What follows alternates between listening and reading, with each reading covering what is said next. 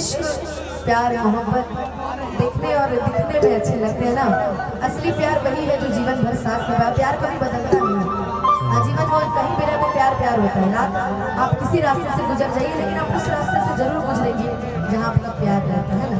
इसलिए आज हमें प्यार क्या कहना है, हमारे सब है ना भाई कैमरा वाले सारे लोग ठीक कि दिल ना लगाई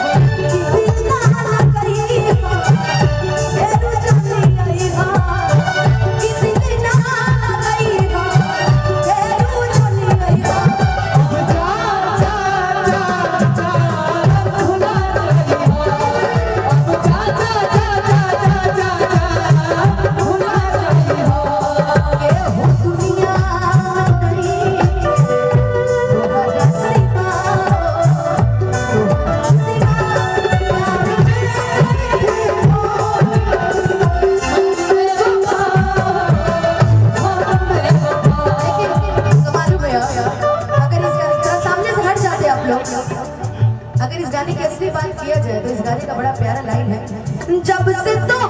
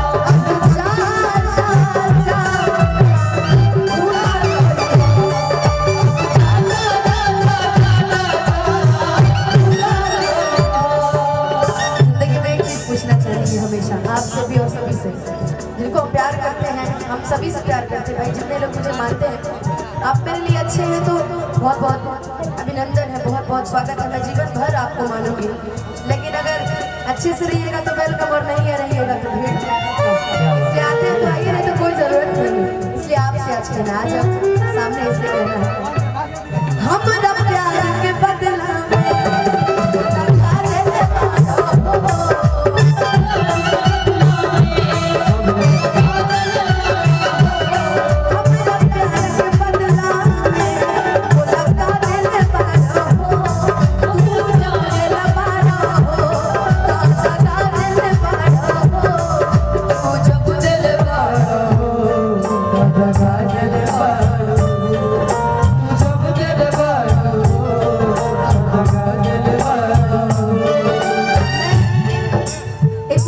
चाहूंगी कि मैंने ना यार का दौलत रुपया पैसा शोहरत ये सब क्या होता है,